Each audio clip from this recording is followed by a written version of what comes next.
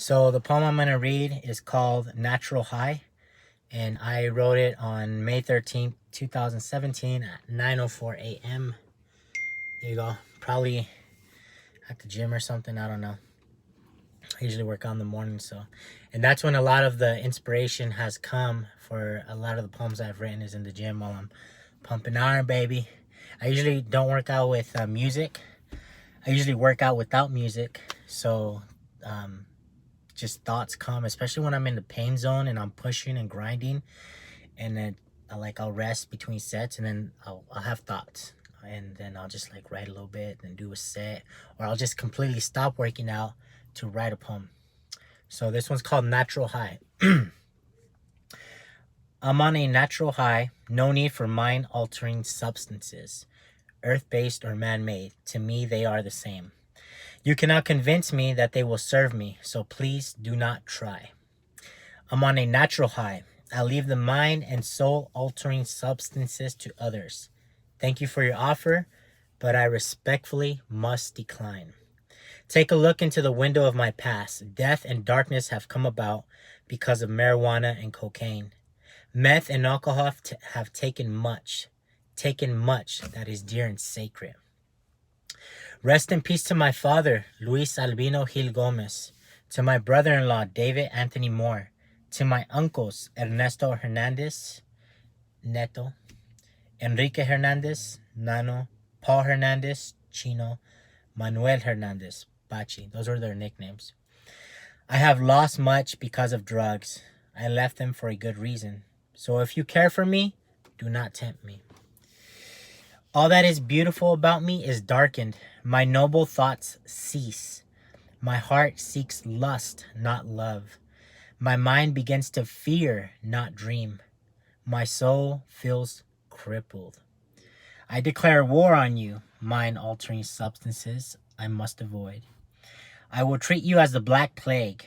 I hate you. I despise you. You have taken so much from me.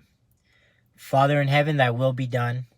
Help me to have the strength of mind and heart to avoid these, my Black Plague. I'm on that natural high, that spiritual high. I am a conqueror of my dreams and goals. Drugs, you play no role in this. I'm on that natural high.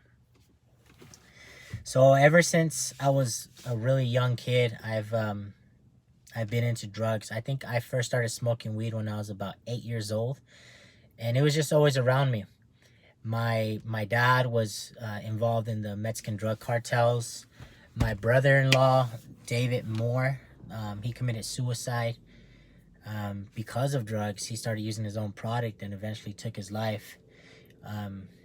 He he would, I'll just say it, like him and my dad would use me as a drug mule to smuggle cocaine on airplanes, like 3 or 4 times. I smuggled like a kilo of cocaine, and I'm just like, dang.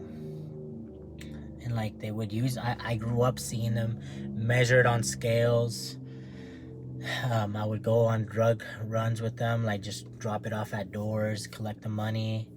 It was always around me. Like there was always something around me. I would take weed from my dad or my brother-in-laws or my cousins or my uncles. Like it was just always around. So I started smoking weed really young.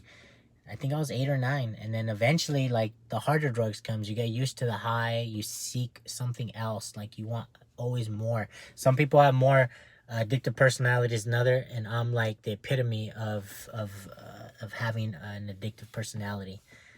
And it's just I just went like hard. I always wanted more and more. Luckily, I've never done heroin, but pretty much I've done not every other drug, but pretty much a lot of the hard ones. Thank goodness I've never done heroin. But yeah, like joining the Church of Jesus Christ of Latter-day Saints, we believe in obeying the word of wisdom, which is avoiding drugs, alcohol, other substances that are harmful to our body and mind and soul. And so that really helped me to get my life together and like really like cut these substances off. It was a clear-cut thing. It's like, stop using drugs. It's a commandment. Stop it. So I did. And I joined the church when I was about 15. I cut drugs off. And I struggled for a little bit for a couple years still, but from 17 all the way to 25, I did not use not any drugs, nothing. And then about 27, I started faltering again, a little bit here, a little bit there. I was in a marriage that was really rough for me, and so I justified smoking weed or drinking to like cope with my emotions, which is like a bitch excuse, but that's what it is. I was being a little bitch. Like there's no way around it. Excuse my French, but that's just what it is. And so right now I'm 35 and I'm again like completely drug free, sober. I've had my falls, you know, not too long ago, but every time, same thing. I try to justify smoking weed because, you know, I lift weights a lot and I'm like, it'll help me recover. It's legal in these states that I'm in. I can go and walk in and buy it anywhere at these dispensaries, but no, like every time it just darkness comes and I just like I sink and I get back into that routine of weakness and darkness, and it's just bad. Anyway, so yeah, I avoid drugs. They are my black plague, and I recognize it.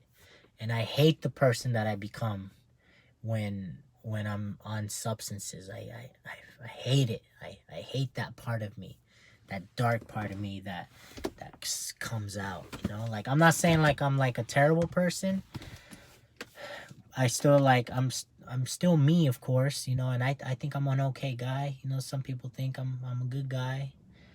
I'm a good guy. Like I strive to control my thoughts and keep them clean and pure and virtuous, and that's where everything starts, is in the mind.